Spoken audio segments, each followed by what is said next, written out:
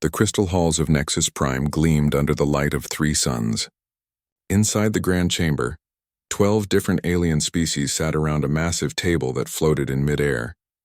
The Galactic Council was in session, and today they had important business to discuss. Admiral Kethavar stood at the center of the room. His insect-like body towered over most of the other council members. His forearms moved as he spoke, and his compound eyes reflected the light from the viewing screens around them. The screen showed images that made the entire council laugh. "Look at these creatures," Kethavar said, pointing at the screens. "They call themselves humans. Their ships are made of metal welded together like scrap. They use fire to push themselves through space. It is almost too funny to believe." On the screens, human spaceships moved slowly between planets. The ships looked rough and ugly compared to the smooth, elegant vessels of the hegemony. Burn marks covered their hulls. Pieces of metal stuck out at odd angles. To the aliens watching, they looked like flying junk piles. Chancellor Vexitar, a tall being with blue skin and no hair, leaned forward in his floating chair. "These humans have been making contact with worlds in the outer systems. They offer help to colonies that we have ignored. Some of our subject worlds are starting to trade with them instead of us." The room fell quiet for a moment. The hegemony had ruled the galaxy for thousands of years. No one challenged their authority. No one traded outside their system. The idea that these primitive humans would dare to do business without permission was shocking. "How many ships do they have?" asked Minister Greloth, whose species looked like large walking lizards. Kethavar touched a control panel with one of his clawed hands. More images appeared on the screens. "Our scouts have counted maybe 50 vessels in total. Most are small transport ships. They have perhaps 10 military vessels, if you can call them that." The council members chittered, roared, and made other sounds of amusement. 50 ships against the thousands of vessels in the hegemony fleet? It was not even worth calling a fight. "What about their home world?" Chancellor Vextar asked. "A single planet called Earth in what they call the Sol system," Kethavar replied. "1 star, 8 planets, a few moons. Nothing special. Our long-range sensors show some orbital platforms, but nothing that could threaten even a single battle group." The Admiral brought up a map of human space. It was tiny compared to hegemony territory. The humans controlled perhaps 20 star systems, while the hegemony ruled over 10,000. "They have been in space for less than 100 of their years," Kethavar continued. "We have been traveling between stars since before their species discovered fire. They are children playing with toys they do not understand." Director Yindal, who looked like a floating jellyfish made of silver, pulsed with different colors as it spoke. "Yet our mining operations report that human traders offer better prices for rare metals. Some of our outer colonies have started to prefer dealing with them." This news created angry sounds throughout the chamber. The hegemony's power came from controlling all trade between worlds. If species started trading directly with each other, the whole system would fall apart.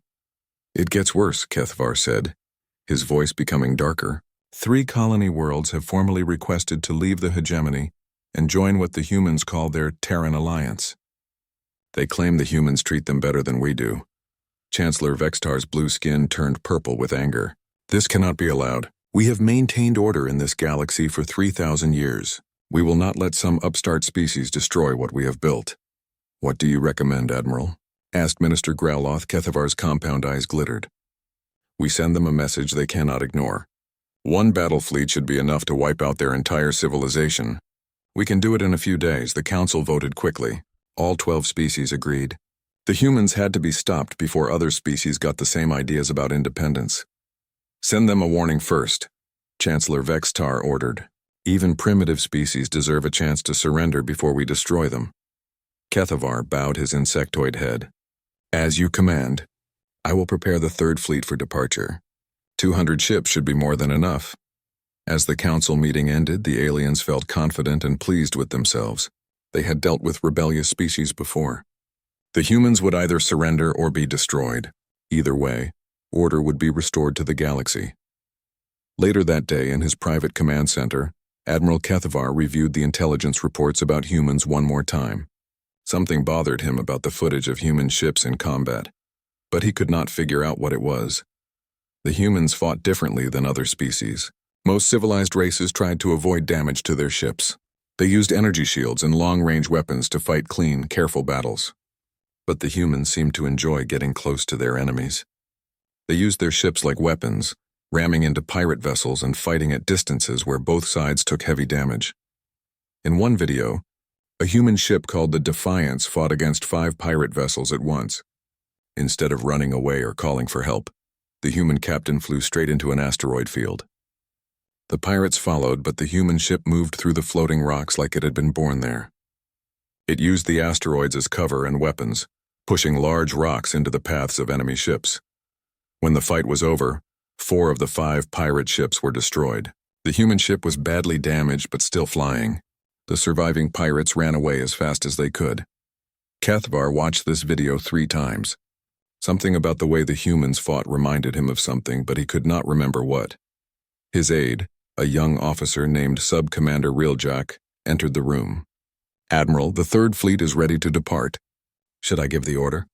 "Not yet," Cathvar replied. "First, we send the humans their warning. Let them know what they face." The message was composed quickly and sent to Earth through subspace communications. It was simple and direct. Withdraw from all hegemony space within 10 standard days or face complete destruction. The reply came back faster than anyone expected. Most species took weeks to respond to hegemony ultimatums. They needed time to debate and consider their options. The humans answered in just 6 hours. Their message was even shorter than the hegemony's warning. It contained only one word: no. Chancellor Vextar was furious when he heard about the human response. How dare they refuse us? Do they not understand what we are offering them? A chance to live if they surrender? Admiral Cathvar was not angry, but he was troubled. The speed of the human response suggested they had been expecting this moment. Most species would at least try to negotiate or ask for more time. The humans had simply said no, as if they had already decided what to do long before the message arrived. "Perhaps they do not understand our power," Sub-Commander Riljak suggested. "Their intelligence about our military might be limited." Perhaps, Cathvar agreed, but he did not sound convinced. "Prepare the fleet for immediate departure. We will show them exactly what hegemony power means." As the massive hegemony fleet prepared to leave Nexus Prime, Admiral Cathvar stood on the bridge of his flagship and watched the stars. Somewhere out there in a small system around an ordinary yellow star, the humans were waiting. He still could not shake the feeling that something was wrong with this picture. The humans were supposed to be primitives, but they acted like they knew something the hegemony did not. Soon he would find out what that something was. Captain Sarah Chen stood on the bridge of the UES Defiance, watching the stars through the main viewing screen.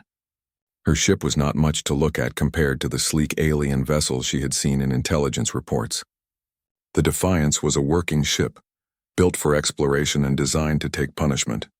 Scorch marks from atmospheric entries covered her hull, and welding seams showed where repairs had been made during long missions far from home. "Captain, we're receiving a distress signal," reported Lieutenant Torres from the communication station. "It's coming from the Kepler 442b mining colony." Sarah turned toward her communications officer. "What kind of distress signal?" "Multiple ships attacking the colony, ma'am. The colonists are requesting immediate assistance." Sarah knew that Kepler 442b was in disputed space. The colony was mostly human, but several alien species also lived there. It was one of the places where humans and aliens worked together outside of the big galactic governments. "How far away are we?" Sarah asked. 4 hours at maximum burn," replied Commander Jackson, her second-in-command. Sarah made her decision quickly. Set course for Kepler 442b. Maximum speed. The Defiance was not a warship, but she carried enough weapons to defend herself. Sarah had served in the Solar Defense Force for 15 years before taking command of an exploration vessel. She knew how to fight if fighting was necessary. 4 hours later, the Defiance dropped out of faster-than-light travel at the edge of the Kepler system. What Sarah saw on her screens made her angry. 5 sleek alien ships were attacking the mining colony's orbital stations. The ships had the crystal-like design that intelligence reports said belonged to the Zephyrian hegemony. "Scan those ships," Sarah ordered. 5 vessels, each about the size of our heavy cruisers, reported the sensor officer. "They're armed with energy weapons and particle beams. The colony's defenses are almost gone." Sarah studied the tactical display. 5 against 1 was not good odds, but the colonists needed help now.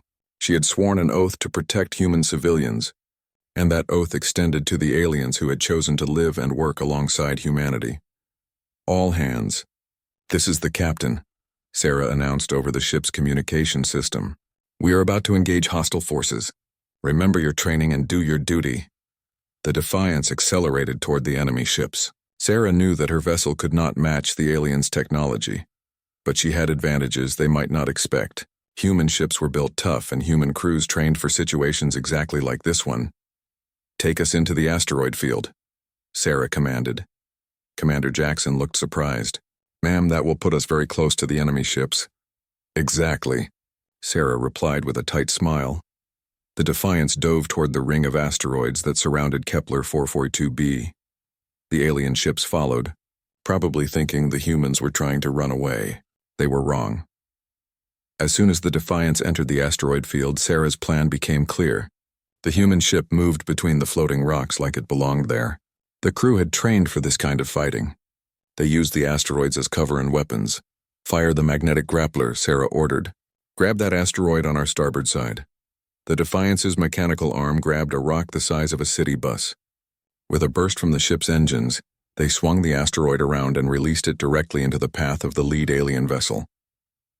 The alien ship tried to dodge, but it was not used to fighting in cluttered space. The asteroid crashed into its shields, overloading them. Before the alien crew could recover, the Defiance fired its railguns.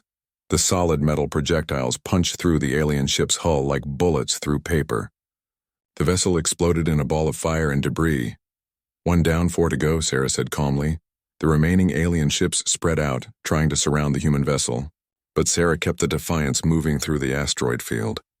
Using the floating rocks to break up their formation, the aliens had better weapons and shields, but they fought like they expected their enemies to stand still and trade shots. The humans fought like they were trying to survive against impossible odds because that was exactly what they were doing.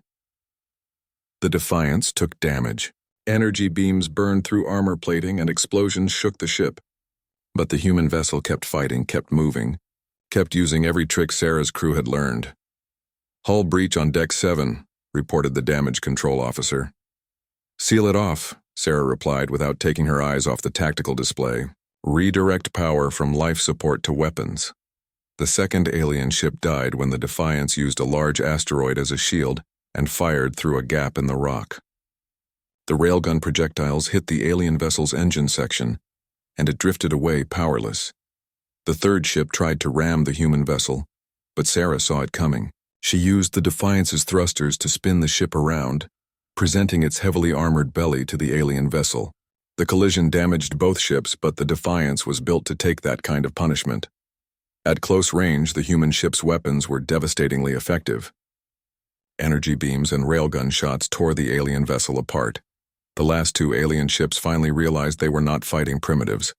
They tried to retreat, but Sarah was not about to let them escape to report what they had learned. "Pursue and destroy," she ordered.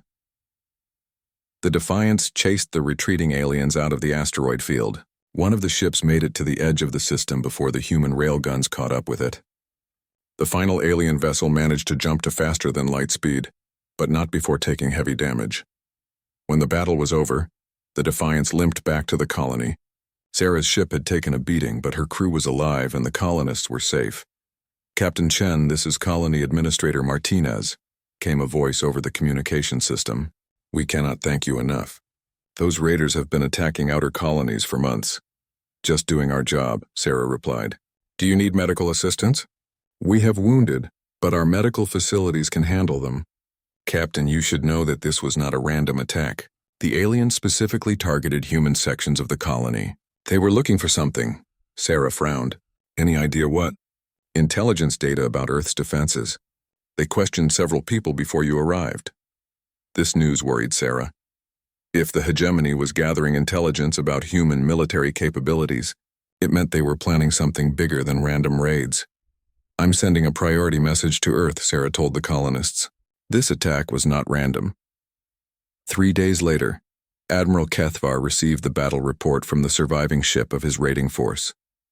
He read it 3 times, unable to believe what he was seeing. One human ship had destroyed 4 hegemony vessels and damaged a 5th.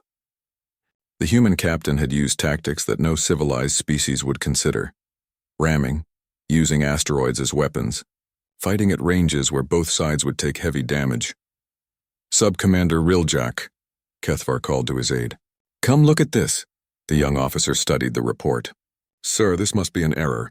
One primitive ship cannot defeat 4 of our raiders. The ship's logs do not lie, Kethvar replied grimly. Look at how they fought. They used their environment as a weapon.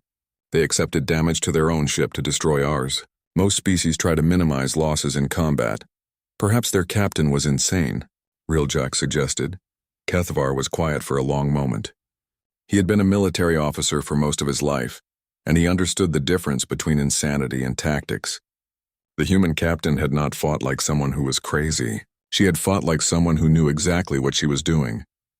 Prepare a formal ultimatum for transmission to Earth, Kethvar ordered. 10 days to withdraw from all territories claimed by the hegemony, or face the full might of our fleet. Yes, sir. What size force should we prepare? Kethvar looked at the battle report again. 1 human ship had fought like an entire squadron. If that was typical of human capabilities, the 3rd Fleet might not be enough. Double the fleet size, he ordered. 400 ships. And Riljak? Yes, sir. Send scouts to gather more intelligence about human military capabilities. I want to know everything about their ships, their weapons, and their tactics before we attack. Do you think they might be more dangerous than we originally thought? Admiral Kethvar looked out at the stars and remembered the footage of human ships fighting pirates. There was something about the way they moved, the way they fought, that reminded him of predators from his homeworld. I think we may have made a serious mistake in our assessment of these humans, he said quietly, but it is too late to change course now. The Council has given its orders. General Marcus Torres stood in the command center beneath Luna Base, watching hundreds of displays that showed every part of the solar system. For months, Earth's military had been preparing for this moment. Long-range sensors had detected the massive hegemony fleet approaching, and now it was time to see if humanity's preparations would be enough. General, the enemy fleet is dropping out of faster-than-light travel at the edge of the system, reported Colonel Martinez from the sensor station. Preliminary count shows 400 vessels. Torres nodded calmly. The number was larger than intelligence had predicted, but not larger than Earth's planners had prepared for. Activate the Sol defense grid. All stations to battle readiness. Across the solar system, humanity's true military strength began to reveal itself. The aliens had expected to find a few orbital platforms around Earth and maybe some patrol ships. Instead, they found themselves facing the most comprehensive defensive system ever built. Admiral Kethvar stood on the bridge of his flagship, the Eternal Glory, and stared at his tactical displays in growing alarm. Where his intelligence reports had shown empty space, his sensors now detected massive military installations. The asteroid belt was not just rocks floating in space. It was a network of hidden weapons platforms and ship construction facilities. Sub-Commander, are you seeing this? Kethvar asked his aide. Yes, sir. Our intelligence was completely wrong. The humans have been hiding their true military capabilities. What the aliens saw was the result of 50 years of human preparation. Ever since first contact with alien civilizations, Earth's leaders had known this day would come. Humanity had learned long ago that the universe was full of species that viewed others as either subjects or threats. They had chosen to be ready.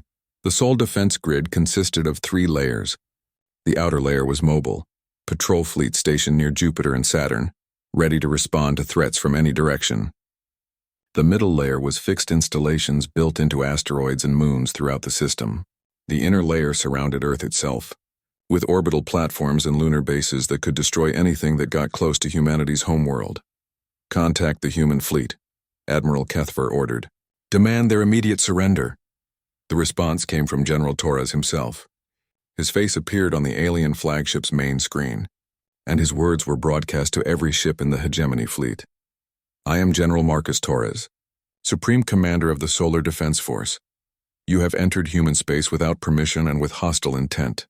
You have one chance to withdraw. Leave now or face the consequences. Kethvar's compound eyes glittered with anger. You are outnumbered 400 to 1, human. Surrender now and your deaths will be quick. Torres smiled, but it was not a friendly expression. Admiral, you have made a fundamental error in your calculations. You assume we are like other species you have conquered. Civilizations that learned to travel between stars and then had to figure out how to fight wars in space. We are not like them. What are you talking about? Kethvar demanded. We learned to fight long before we ever left our planet, Torres continued. We have been at war with someone or something for our entire history. We fought ice ages and asteroid impacts. We fought predators that could kill us with their claws. We fought diseases that wiped out entire populations. And when we ran out of external enemies, we fought each other. The general's expression became deadly serious. War is not something we do, Admiral. War is what we are.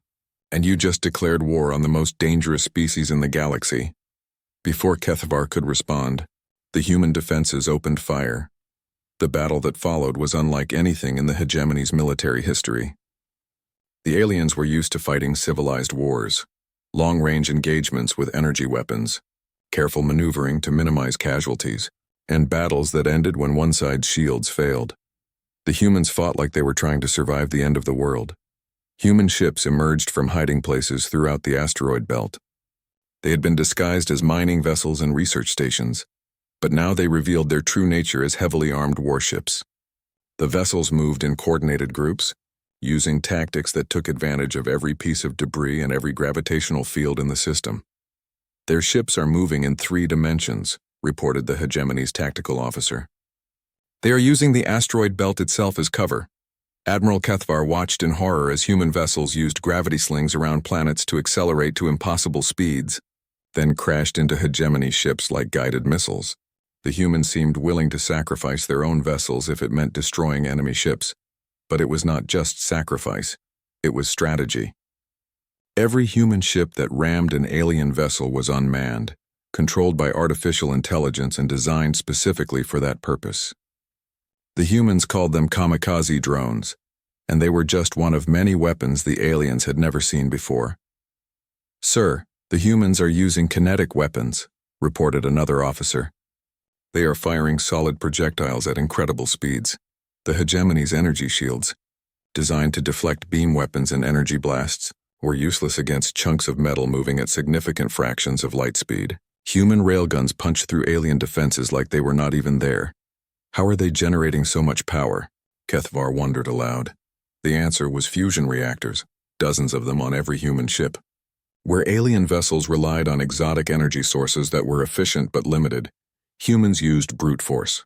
Their ships generated more raw power than hegemony vessels twice their size. The battle raged for hours. The aliens had superior individual ships, but the humans had superior tactics, better knowledge of the battlefield, and a willingness to take risks that no civilized species would consider.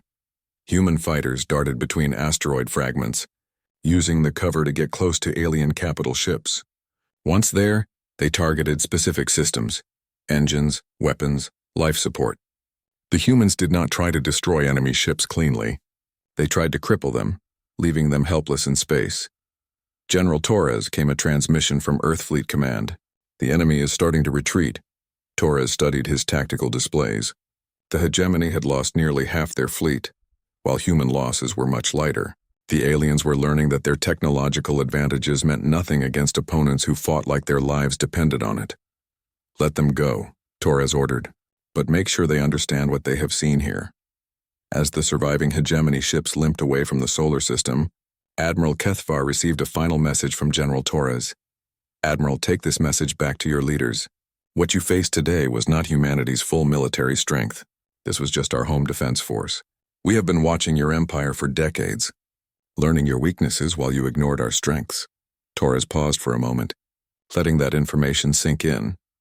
Your species conquered the galaxy because you were stronger than everyone you met, but you have never met a species like us. We do not surrender. We do not give up. We do not stop fighting until either we win or we are all dead. And Admiral, what? Kethvar asked, though he was not sure he wanted to hear the answer. We are very, very hard to kill. The transmission ended, leaving the hegemony fleet to make the long journey back to their home space. Behind them, the Sol defense grid returned to alert status, ready for the next attack that everyone knew would come. In his command center, General Torres allowed himself a moment of satisfaction. The first test was over and humanity had passed, but he knew this was just the beginning. The hegemony would return with a larger fleet, and next time they would be ready for human tactics. Colonel Martinez, Torres called to his aide. Yes, sir? Send a message to Deep Space Command. Tell them to begin Phase 2 of the contingency plan. Sir, are you sure? Phase 2 involves revealing our deep space assets. Torres nodded grimly. The time for hiding is over. If the hegemony wants a war, we will give them one they will never forget. Across human space, hidden bases and secret shipyards received new orders. Humanity's true strength was about to be revealed, and the galaxy would learn why Earth's species had survived everything the universe had thrown at them. The humans were no longer hiding. They were preparing to hunt. The crystal halls of Nexus Prime no longer gleamed with confidence. Emergency lights cast harsh shadows across the Galactic Council chamber as 12 alien species tried to understand how their perfect empire was falling. Apart, Chancellor Vextar's blue skin had turned almost gray with stress. Around him, the other council members argued in a dozen different languages, their voices creating a chaos of fear and anger. Reports flooded in from across hegemony space, and every single one brought worse news. The Krillian sector has declared independence, announced Minister Growloth, his lizard-like head shaking with disbelief. They say if humans can stand against us, so can they. The mining worlds of Proxima Reach have stopped sending tribute, added Director Indal, its jellyfish body pulsing with agitated colors. They demand the same trade agreements the humans offered them. Admiral Kethavar stood before the council, his compound eyes reflecting the chaos around him. His once mighty Third Fleet had limped back to hegemony space with barely half its ships intact. The survivors told stories that sounded impossible. Humans who fought like demons, ships that moved through space like living things, and weapons that should not have existed. How many worlds have we lost? Chancellor Vextar asked, though he seemed afraid to hear the answer. 43 systems have formally declared independence, Kethavar reported. Another 100 are in open rebellion. Our patrol fleets are fighting uprisings on dozens of worlds simultaneously. The truth was worse than the number suggested. For 3,000 years, the hegemony had ruled through fear and superior technology. No one had ever successfully resisted them. But humanity's victory at Sol had broken that myth of invincibility. Species that had been conquered centuries ago suddenly remembered what freedom felt like. This is all because of one battle? Demanded Minister Growloth. It is because of what that battle revealed, Kethvar replied. The humans did not just defeat us. They made it look easy. Our ships, our weapons, our tactics, nothing worked against them. Every species in the galaxy is asking the same question. If humans can beat the hegemony, why have we been bowing to them for so long? Chancellor Vextar slammed one of his 4 fists on the floating table. Then we must show them why. We must demonstrate that the human victory was a fluke. How do you propose we do that? Asked Director Indal. Our military forces are spread across the galaxy trying to put down rebellions. We cannot assemble another fleet large enough to attack Earth. Admiral Kethavar had been dreading this moment, but he knew there was only one option left. There is one way. We use the Stellar Devastation Fleet. The chamber fell completely silent. Even the emergency alarm seemed to quiet. The Stellar Devastation Fleet was the hegemony's ultimate weapon, kept secret for thousands of years and used only when the Empire itself was threatened. You cannot be serious, whispered Minister Growloth. Those ships have not been activated since the Vorthan War. The Vorthan War was 800 years ago, Chancellor Vextar said slowly. Most species do not even know the fleet exists. Kethavar nodded grimly. 12 dreadnoughts, each the size of a small moon. They carry enough firepower to destroy entire star systems. No species has ever withstood their assault.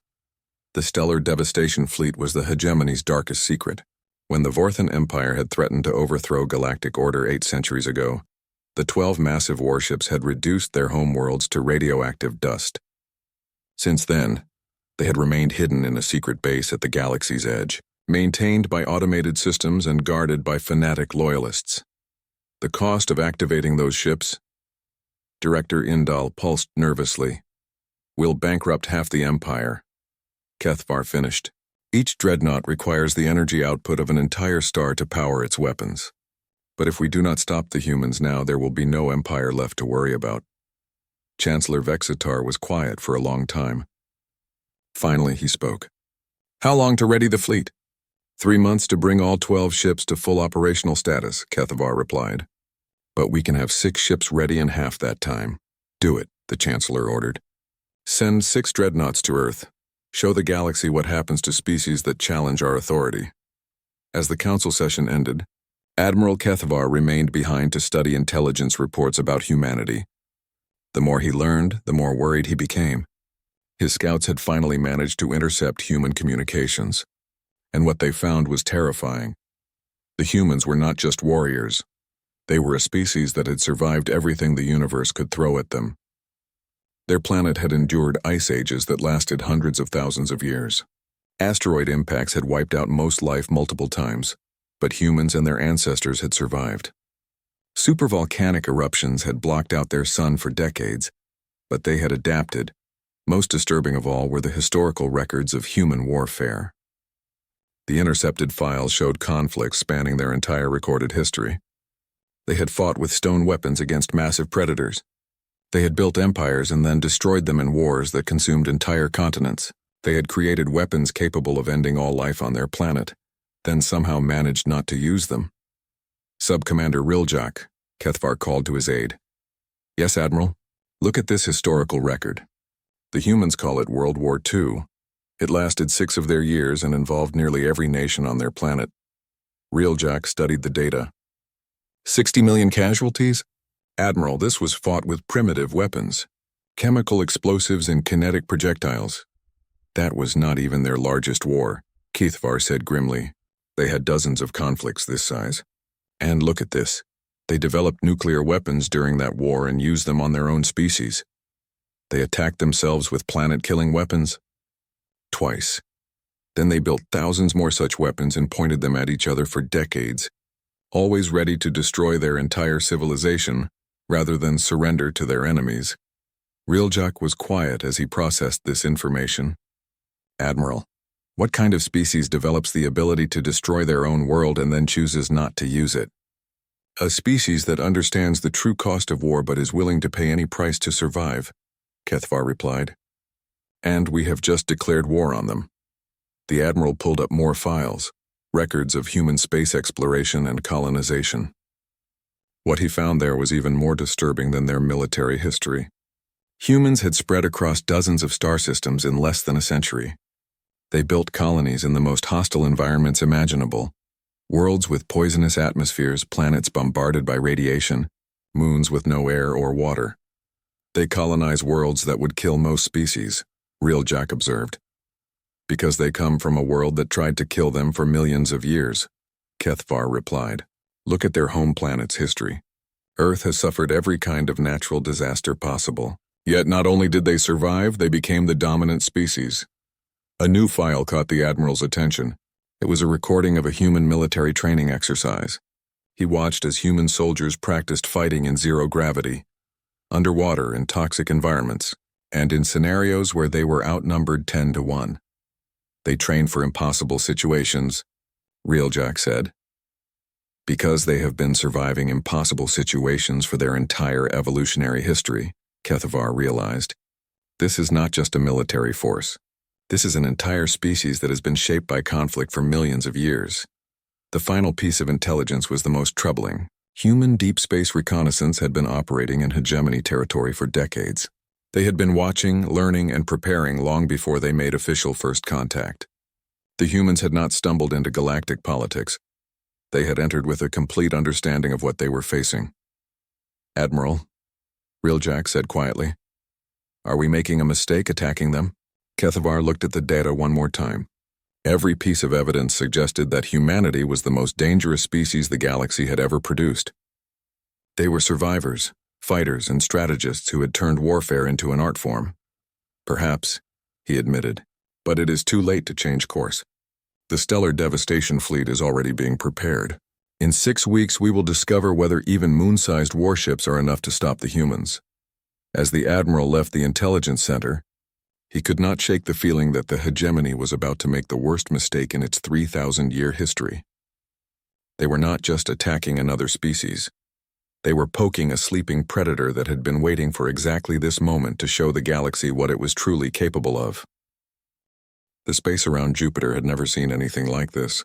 6 massive hegemony dreadnoughts hung in the void, each one the size of a small moon. Their hulls were covered with weapons that could crack planets, and their energy signatures blazed like artificial stars.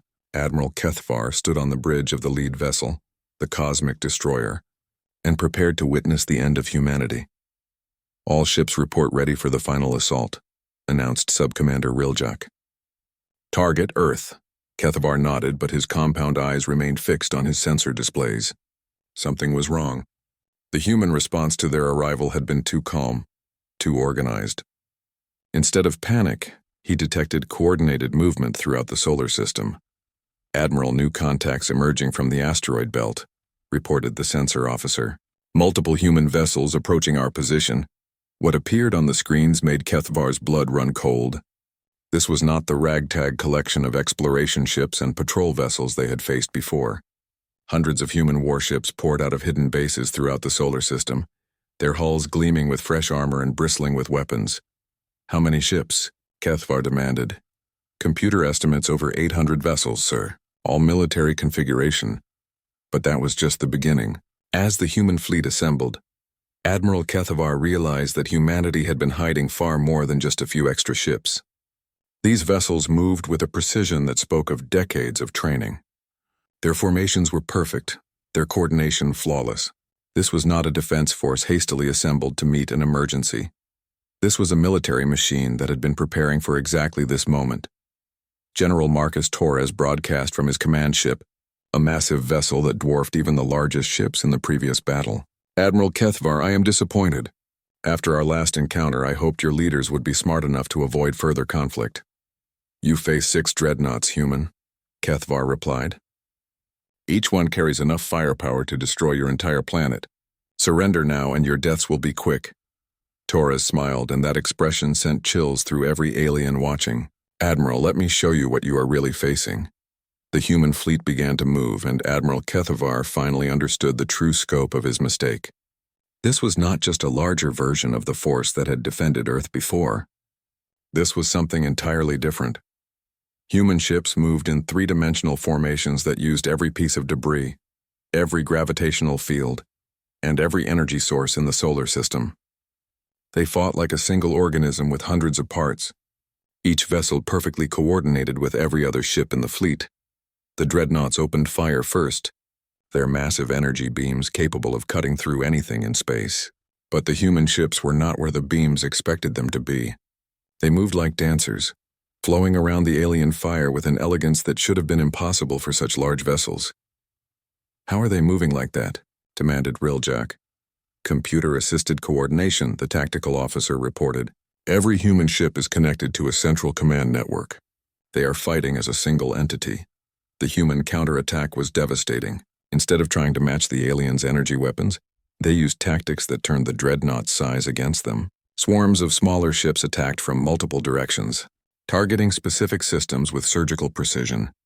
Human fighters, no larger than the aliens' shuttlecraft, darted between the dreadnought's weapons, moving too fast for the massive guns to track. They carried specialized weapons designed for one purpose: disabling the giant's defensive systems. "Shield generators on the Eternal Wrath are failing," reported the communications officer. "The humans are targeting specific components." Admiral Kethavar watched in horror as human vessels used their own ships as weapons, ramming into critical systems on the dreadnoughts. But these were not suicide attacks. The human pilots ejected at the last moment, trusting their fellow crew members to rescue them. "They are willing to sacrifice their ships, but not their people," Riljak observed. "No," Kethavar corrected. "They are not sacrificing anything. Look at those vessels, they are unmanned. The humans are using artificial intelligence to control suicide ships while their crews fight from safer positions." The battle raged for hours, but the outcome was never really in doubt. The dreadnoughts were powerful, but they had been designed to fight conventional fleets using conventional tactics. The humans fought like nothing the hegemony had ever encountered. As the 3rd dreadnought began to list helplessly, its engines destroyed and weapons offline, Admiral Kethavar received a transmission that made his heart skip a beat. "Admiral, long-range sensors are detecting a massive object emerging from behind Jupiter." Kethavar turned toward the main viewing screen, and what he saw there broke something inside his mind. Rising from the shadow of the gas giant was a ship so large that it defied comprehension. 50 kilometers long and bristling with more weapons than entire fleets carried, it was clearly humanity's flagship. "What is that thing?" whispered Riljak. The answer came from General Torres.